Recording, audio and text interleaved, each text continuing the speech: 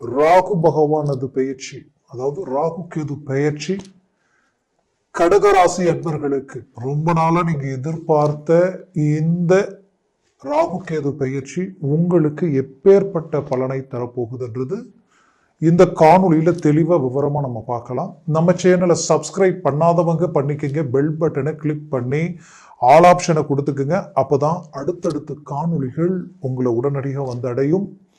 ஆக வரக்கூடிய 2025 மே மாதத்தில் 19ஆம் தேதி இந்த பெயர்ச்சி ஆகுதுங்க. 19ஆம் தேதி ஆகக்கூடிய இந்த பெயர்ச்சி உங்களுக்கு மீண்டும் 2026 டிசம்பர் மாதம் 5ஆம் தேதி வரைக்குமே உங்களுக்கு இந்த ராகு பகவான் மீன ராசியிலிருந்து கும்பத்துக்கு வந்துருவாரு. உங்களுக்கு அதாவது 8ஆம் வீட்டில் நிக்க போறாரு. அடுத்தது 3ஆம் பாவத்தில் இருக்கிற கேது பகவான் 2ஆம் பாவத்துக்கு வராரு. அப்போ இந்த பெயர்ச்சி உங்களது வளர்ச்சி பாதையை எந்த லெவலுக்கு கொண்டு போகுமா, இல்லை இது உங்களுக்கு சில தடைகளா இருக்குமான்றதுதான் இந்த பெயர்ச்சியினுடைய விவரங்களை நாம பார்க்கறது. குறிப்பா சொல்லணும்னா இந்த கேது 3ஆம் வீட்டில் இருந்தது ஒரு நல்ல இடத்துல தான் அவர் இருந்தார். அது உங்களுக்கு ஒரு நல்ல அனுகூலம் தான். ஏன்னா இந்த 3இல் கேது இருந்தால் ஞானம், அறிவு, ஆற்றல், அட்வான்டேஜ், தைரியம், துணிச்சல், வீரியம் இதை சார்ந்த விஷயங்கள் உங்களுக்கு ரொம்ப ஹைலைட்டா இருக்கும். அதே சமயம் ராகு பகவான் பாத்தீங்கன்னா உங்களுக்கு 9 பாக்கிய சம்பந்தப்பட்ட இடத்துல இருந்தார். அப்போ பாக்கிய சம்பந்தப்பட்ட இடத்தில் பாவ கிரகமாகப்பட்ட ராகு அங்கு அமர்ந்தும் பொழுது பிளஸ் அது தந்தையினுடைய வீடு, இன்னொன்னு உங்களுக்கு பாக்கியத்திற்குரிய வீடு. அப்போ இது என்ன பண்ணி இருக்கும்னா, நீங்க எடுத்த காரியங்கள் தடையா இருக்கும். எது எடுத்தாலும் ஏதோ ஒரு தடை. அதுலயும் குறிப்பா உங்களுடைய பேர், புகழ், நம்பிக்கை, நாணயத்தை டவுன் பண்ணக்கூடிய ஒரு சில நிலைகள். நம்ம எவ்வளவோ ஹார்ட் ஒர்க் பண்றோம், எவ்வளவு எஃபோர்ட் போடுறோம், பட் நம்மளை விட குறைந்த எஃபோர்ட் போடுறவங்க நல்ல ரீச் ஆகுறாங்க, நல்ல ரிசல்ட் அடைகிறாங்க. பட் நாம கஷ்டப்பட்டுக்கிட்டே இருக்கிறோமே, ஏன், எதனால அப்படின்ற ஒரு குழப்பங்கள் உங்களுக்குள்ள இருந்துகிட்டே இருந்திருக்கும். அப்போ நம்ம லைஃப்ல நம்ம அடுத்த இலக்க நோக்கி அடி எடுத்து வைக்கணும், நல்ல வளர்ச்சியை நோக்கி நம்ம பயணம் பண்ணணும். இத்தனை வருஷமா பட்ட கஷ்டத்துக்கு நான் ஒரு பலனை அடையணும். ஏதாவது ஒரு விதத்துல நாம வளர்ந்து நம்மளை சார்ந்தவங்களுக்கு நல்ல வழிகாட்டணுமேன்ற உங்களுடைய எதிர்பார்ப்புகளுக்கு இந்த ராகு அந்த இடத்துல தடையாகவே இருந்திருப்பார். அப்போ ராகு மட்டும் அங்க தடையா இருந்தார். அதை விட அஷ்டம சனி உங்களுக்கு இருந்தது இல்லையா, கண்டக சனி 5 வருஷம், கிட்டத்தட்ட 5-6 வருஷமா நீங்களாகவே இல்லை. உங்களுடைய நிலை எதிரிக்கு கூட வரக்கூடாதுன்ற அளவுக்கு பாதிப்புகளை சந்திச்ச கடகராசி அன்பர்கள். ஏன்னா எப்பவுமே நல்லதையே எண்ணி நல்லதையே நினைச்சு உங்களால முடிஞ்ச வரைக்கும் மற்றவங்களுக்கு நல்லது செய்யக்கூடிய நல்ல மனசு உங்களுக்கு இயற்கையாகவே உண்டு.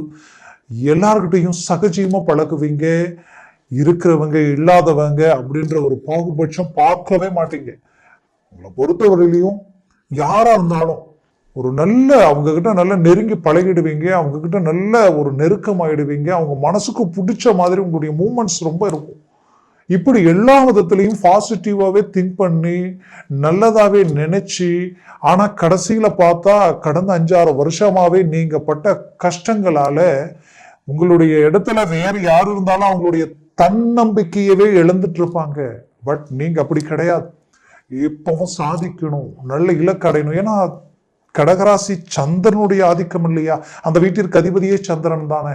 அப்ப அந்த ராசி ஒருத்தருடைய ராசி ரிஷபமா, மிதுனமா, கடகமா, சிம்மமான் அடையாளம் காட்டுறதே அந்த ராசி எங்க இருக்கோ அதுதான். அந்த ராசியினுடைய சந்திரனாகப்பட்ட அவருடைய வீடே கடகம் தான். அப்ப அந்த கடகம் அரசியல் துறையில டாப்பா இருக்கிறவங்களும் அவங்கதான்.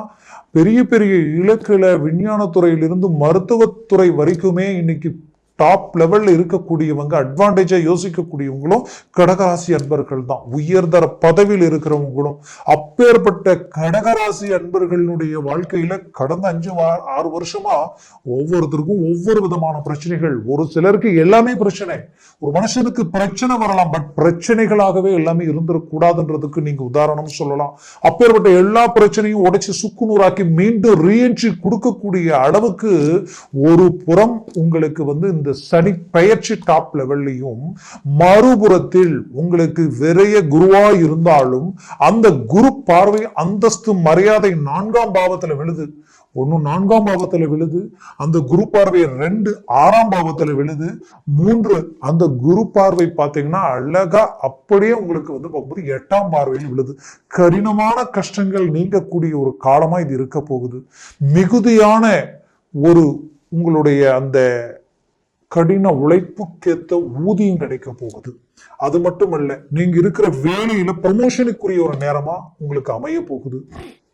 இங்க பிரச்சனை என்னன்னா, நீண்ட நாட்களாக உங்களுடைய உழைப்பு, உங்களுடைய மேன்மை உங்களுக்கு பின்னாடி வரவங்களுக்கு கிடைக்குது, உங்களுக்கு கிடைக்கலன்னு நினைச்சீங்க இல்லையா, அது வரக்கூடிய இந்த காலகட்டங்களில் அதற்குரிய வழிகள் பிறக்க போகுது. பட் இதுல ரொம்ப எச்சரிக்கையா இருக்க வேண்டிய சில விஷயங்கள் உங்களுக்கு இருக்கு. என்னன்னா, ராகு கேது, ஒரு பக்கம் கேது குடும்பஸ்தானத்துல உட்கார்ந்துட்டார், மறுபுறத்தில் ராகு 8ஆம் வீட்டில் உட்கார்ந்துட்டார்.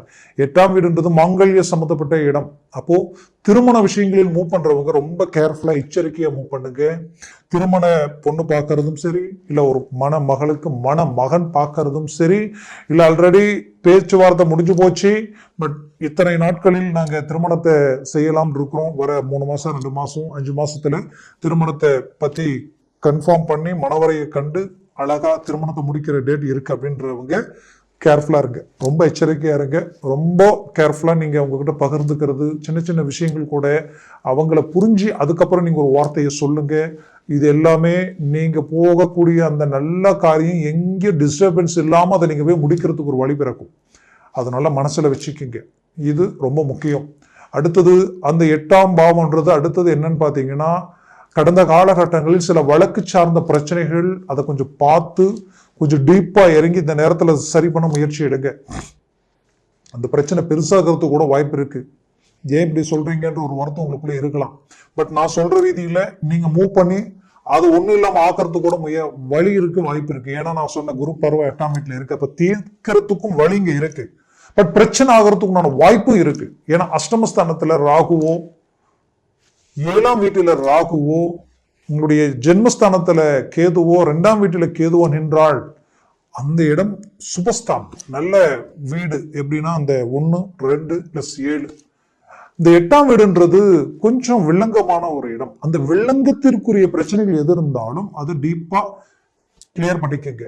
ரொம்ப நாளைக்கு முன்னாடி டாக்குமெண்ட்ஸ்ல என்னுடைய வேலையில் இப்படி ஒரு தப்பு நடந்துருச்சு அப்படின்ட்டு அது இன்னும் சப்ஜெக்ட்லயே இருக்கு, அது எப்போவாவது வெளியில வந்தா பிரச்சனை ஆயிடும்ன்ற மாதிரி எது இருந்தாலும் அதை கொஞ்சம் போய் கிளியர் பண்ணி லெவல் பண்றதோ, இல்ல அதை சரி பண்றதோ, அதுக்கு மாற்று வழி ஏதாவது இருந்தா அதை பார்த்து சரி பண்ணிக்கிறது ரொம்ப நல்லது. இப்பேற்பட்ட விஷயங்கள் எல்லாமே கொஞ்சம் பார்த்து செஞ்சுக்கிங்க. குறிப்பா கணவன் மனைவிக்குள்ள ரொம்ப கேர்ஃபுல்லா டீல் பண்ணிக்கங்க. ஏன்னா அந்த ராகு கேது உங்களுக்கு ஃபேவரா இல்லை. ஏன்னா இந்த ராகு கேது உங்களுக்கு அஷ்டமஸ்தானத்துல, ஏன்னா ஒருத்தருடைய லக்னத்திற்கு 1இல் ராகுவோ, 2இல் ராகுவோ, 7இல் கேது, 8இல் கேதுவோ, இல்லை 8இல் ராகு கேது, 7இல் ராகு கேது, இதே போல ஜென்மத்திலேயோ 2ஆம் வீட்லயோ ராகு இருந்தால் 100% ராகு கேது தோஷம்னே நம்ம சொல்லுவோம். அப்போ இந்த ராகு கேதுக்கள் இந்த இடத்துல இவங்க பாதிக்கிற இடம் என்னன்னா, உங்களுக்கு தொழில் ரீதியில பாதிச்சிருவாங்க நான் சொல்ல வரல, உங்களுடைய வேலையில பாதிச்சிருவாங்க நான் சொல்ல வரல. ஆனால் உங்க பழக்க வழக்கம், உங்களுடைய கான்டாக்ட்ஸ் ரீதியில பிரச்சனைகள் வர வாய்ப்புகள் இருக்கு. நட்பு ரீதியில கணவன் மனைவிக்குள்ள இருக்கக்கூடிய அண்டர்ஸ்டாண்டிங்க சற்று அது கொஞ்சம் குழப்பங்கள் பண்ணக்கூடிய வாய்ப்புகள் இதனால இருக்கு. குடும்பஸ்தானமும் கேது உட்கார்ந்து இருக்காரு. குடும்ப ரீதியில கூட பிறந்தவங்க, நீங்க பெற்ற பிள்ளைகள், கணவன் மனைவி, இதை சார்ந்த விஷயங்களில் சலிப்பு சங்கடங்கள் தரத்துக்குண்டான வாய்ப்புகள் இருக்கு. அதனால இது நீங்க தெரிஞ்சுக்கிட்டு அதை சார்ந்து உங்களுடைய மூமெண்ட்டை கொண்டு போனீங்கன்னா எந்த வித பிரச்சனையும் இல்லை. இதே காணொலியை உங்களுடைய குடும்பத்தில் இருக்கக்கூடியவங்களும் பார்க்கும் பொழுது, இந்த சூழ்நிலை இருக்கிறதுனால சற்று நம்ம எச்சரிக்கையுடன் செயல்படலாம், நினைச்சு மூவ் பண்ணலாம். ஏன்னா கடந்த காலகட்டங்களில் 9இல் இருந்த ராகு நிறைய உங்களை டேமேஜ் ஆக்கிட்டார், நிறைய பிரச்சனைகள் உங்களுக்கு கொடுத்துட்டார். அந்த வழி வேதனை, இந்த கண்டகச்சனி அஷ்டமச்சனினால நிறைய இழப்புகளை சந்திச்சிட்டீங்க. ரொம்ப பலவீன பாதையெல்லாம் கடந்து வந்துட்டீங்க. இப்போ வளர்ச்சி பாதையை நோக்கி போக போறீங்க. ஏன்னா அடுத்தது சனி பயிற்சி உங்களுக்கு சனி பகவான் உங்களுக்கு கொடுக்க ஆரம்பிச்சிருவார். உயர்தர வளர்ச்சிக்கு அடுத்தது 9 10 11 எல்லாமே கொடுக்கிற இடம் தான். அதெல்லாம் வேற லெவல் உங்களுக்கு இருக்க போகுது. அப்போ நீங்க வளர்ச்சியை நோக்கி போயிட்டு இருக்கிறீங்கன்றது 100% கடகராசி அன்பர்களுக்கு உண்மை, அதுல மாற்றம் இல்லை. பட் இந்த ராகு கேதுக்கள் கரெக்டா இந்த நேரத்தில் இங்க வரும் பொழுது உங்களுடைய கிளைண்ட், உங்களுடைய வாடிக்கையாளர்கள் சார்ந்து, உங்களுடைய பிசினஸ் சார்ந்து, உங்களுடைய வேலை செய்யற உங்களுக்கு மேல இருக்கிறவங்க, உங்களுக்கு கீழே இருக்கிறவங்க கிட்ட எல்லாமே கொஞ்சம் நீங்க பேச்சுவார்த்தையில அழகா லிமிட்டா மேனேஜ்மெண்ட் பண்ணீங்கன்னா உங்களுக்கு எந்த பயமும் இல்லை, எந்த பின்னமும் எந்த பாதகமும் இல்லாம அழகா நீங்க வரலாம். அதுலயும் 6ஆம் வீட்டுல குரு பார்க்கிறாரு. அப்போ கடன் சுமைகள் தீர்றதுக்குண்டான வழிகளும் இருக்கு, வாய்ப்புகளும் உருவாகிடும். இதுல குறிப்பா சொல்லணும்னா உங்களுக்கு பாத்தீங்கன்னா 100% இந்த காலகட்டங்களில் உங்களுக்கு வெளிநாடு முயற்சிகள் சக்சஸ்ஃபுல் அளிக்கும். கடந்த காலகட்டங்களில் எடுத்த முயற்சிகள் டவுன் ஆயிடுச்சு, பட் இப்ப அதற்குரிய வழிகள் பிறக்க போகுது. வெளிநாட்டுல இருக்கிறவங்களுக்கு ரொம்ப மன உளைச்சலை கடந்து வந்து தான் நினைச்சது, தான் எதிர்பார்த்தது எதுவுமே தான் நினைச்ச மாதிரி இல்லாத சில சூழல் கடந்து வந்த உங்களுக்கு உங்களுடைய வேலையிலேயே சில குளறுபடிகள் வந்திருந்தாலும் அது எல்லாத்தையும் சரி பண்ணி அடுத்த கட்டத்தை நோக்கி அடியெடுத்து வைக்கிறதுக்கு நல்ல வழி பிறக்க போகுது. கண்டிப்பா சொல்றேன், ஒரு எனர்ஜி, ஒரு பாசிட்டிவான ஒரு அமைப்புகள் எல்லாமே இருக்கு.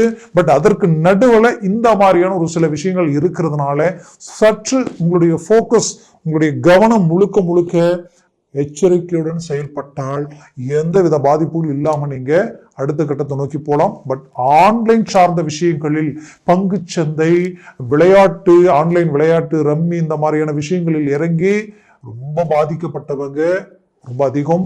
மீண்டும் இப்ப இந்த ராகு கேதுவினுடைய இருக்கக்கூடிய இடம் சரியில்லை. இந்த நேரங்களில் நீங்க இறங்கி செயல்படுவது ரொம்ப சேஃபா பார்த்து பண்ணிக்கங்க. அது ரொம்ப எச்சரிக்கைக்குரிய ஒரு காலமா இருக்கு. மேற்கொண்டு உங்களுக்கு மற்ற கிரகங்களுடைய அமைவுகள் சற்று பாசிட்டிவ். கடகராசி அன்பர்களுக்கு பெற்ற பிள்ளைகளுக்குரிய சுபகாரியங்கள் செய்திருவீங்க. உங்களோட பிறந்தவங்க, கூட பிறந்தவங்களுக்கு ரொம்ப நாள திருமண தடை இருக்குன்னு நினைச்சீங்கன்னா அவங்களுக்கு அதற்குரிய பாசிட்டிவான ஒரு வாய்ப்புகள் அமைய போகுது, நல்லது நடக்க போகுது. தந்தையினுடைய ஆரோக்கிய ரீதியில் இருக்கக்கூடிய பிரச்சனை தீரும். ஏன்னா கடந்த காலகட்டங்களில் தந்தையினுடைய இடத்துலதான் ராகு இருந்தார். அப்ப அந்த இடத்துல என்னென்ன பிரச்சனைகள் கொடுத்ததோ, தந்தை வழி சொத்துக்களில் என்னென்ன பிரச்சனைகள் கொடுத்ததோ, உடன் பிறப்புகளால் என்னென்ன பிரச்சனைகள் கொடுத்ததோ அது எல்லாம் அழகா சரியாக போகுது. கடகராசி என்பர்கள் உங்களுடைய தொழிலை நீங்க ஆரம்பிச்சு குறிப்பா கடந்த ஒரு வருடம், அதாவது நான் எந்த தொழில ஆரம்பிச்சாலும் ஸ்டார்டிங்ல நல்ல அருமையான குரோத் கிடைக்குதுங்க, அப்படியே போக போக டவுன் ஆகுதுன்ற ஒரு கேள்வி உங்களுக்குள்ள இருக்கும். கண்டிப்பா இது எல்லாத்துக்குமே ஒரு மாறுதலான ஒரு அருமையான ஃபியூச்சரை வரக்கூடிய காலகட்டங்களில் இந்த குரு பார்வையிலும் சனி பகவான் இருக்கக்கூடிய இடத்தினாலையும் இது எல்லாமே உங்களுக்கு பாசிட்டிவா ஒர்க் அவுட் ஆக போகுது. வளர்ச்சி பாதையில் அடியெடுத்து வைக்க போறீங்க. கண்டிப்பா ஒரு நல்ல ரிசல்ட் சந்திப்பீங்க.